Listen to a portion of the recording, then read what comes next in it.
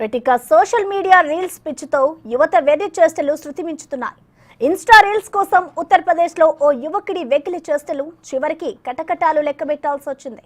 ముఖేష్ కుమార్ అనే యువకుడు తాను చనిపోయినట్టు రోడ్డుపై శవంలో పడుకున్నాడు.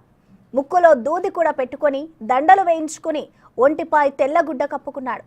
ఉత్తరప్రదేశ్ కాస్గంజ్ సిటీలో మెయిన్ రోడ్డుపై అటు ఇటు ట్రాఫిక్ స్టాప్ బోర్డులు పెట్టుకొని మరీ శవంలా మారి నటించాడు.